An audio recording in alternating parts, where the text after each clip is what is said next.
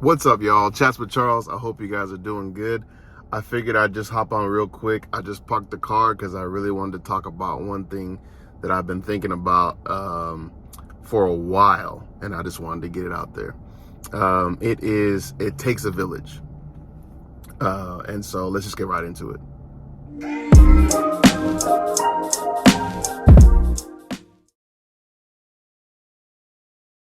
So you guys have heard the term "it takes a village to raise a child," right?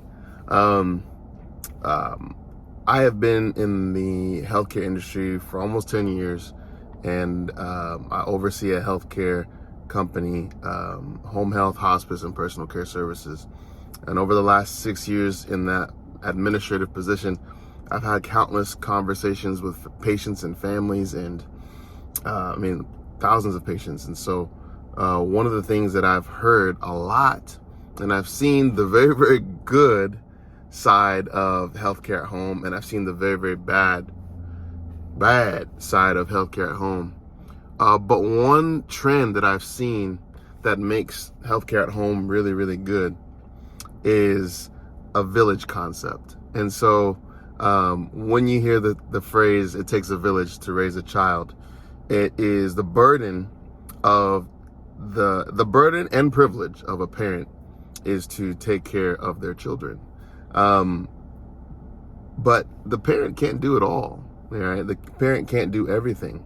It's not feasible. It's not possible. There has to be a healthy group around those children to help raise, to help parent, to help nurture, to help take to the soccer practice, to carpool, to just instill values, right? It takes several people to raise and instill and to shape a child.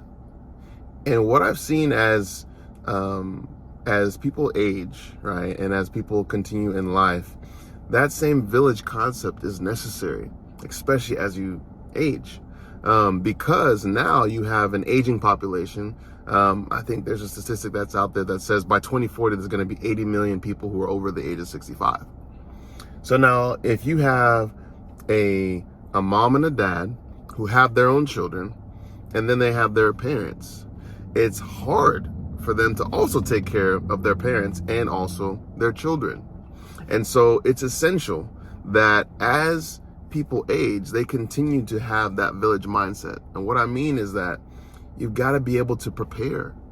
One of the things that I've seen really, really well, especially in the home health sector, we'll talk about home health really quickly, is I'll give a very blank, I'll give a fake patient to you guys. Let's call this patient Mr. Clyde, which I really, really love the name Clyde, by the way. Mr. Clyde has a hip replacement, and he's getting ready for his hip replacement, and his wife is there, his son and his daughter-in-law also come to the hospital for pre-op information because they want to make sure that the procedure goes well. And so now it's not only on Mr. Clyde, but there's other people around him to get that information, to remind Mr. Clyde, to help him through that process when he goes home, when home health starts, when he goes for his post-op visit again. There's a whole bunch of people that are around him to help, right? And people that love him, not just random people, but people that love him to say, hey, we're here to help. And that process makes it easy. That's just the home health process. Let's talk about hospice, right? Now let's talk about end of life, where it gets really, really hard, right? Now imagine you have a loved one who's actively passing away at home, and you're saying, okay, mom, I want you to come live with me. She's actually living with you now. Now you've got kids, now you got mom, then you've got a whole bunch of things like work and things like that. You can't do it all on your own. You can't. Your loved one, your parent, has also people around them. Maybe it's cousins, maybe it's friends. You don't have to feel bad to ask, right? Because it's not all on you, because there are people who love your loved one, not just you as a daughter or as a child, right? You have to think about all those other people around you. And because of resources, because healthcare is expensive, especially, you have to really take that village mindset and be like, okay, like we're going to do this together. And so what I've seen is that the people who do that, the situation is a lot easier. The people who don't do that, it becomes a heavy burden.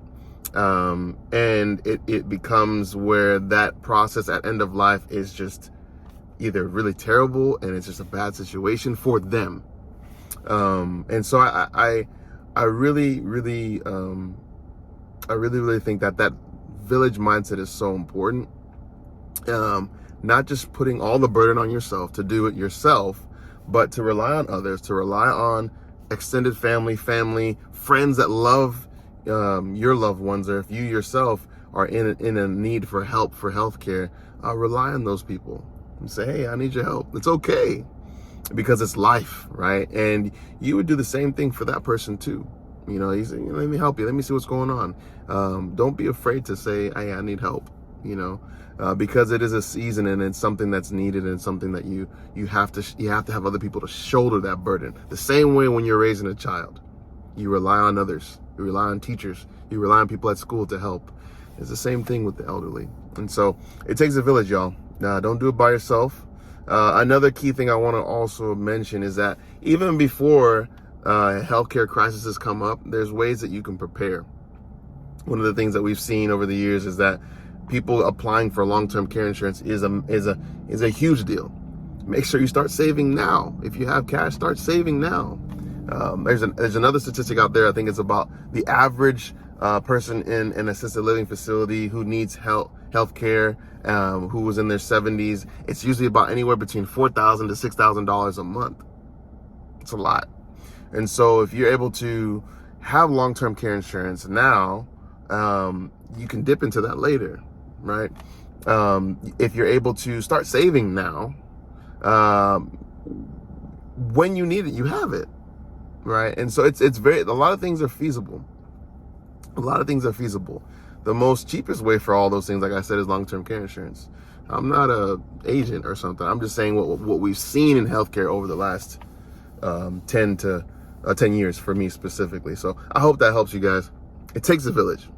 You know, I got my kids in car seats. You know, it takes a village to raise my kids as well. So I hope you guys are doing good. I hope this encourages you. I hope this gives you some type of hope. And yeah, I'll just keep pushing out videos like this as I get the chance. Y'all have a good one.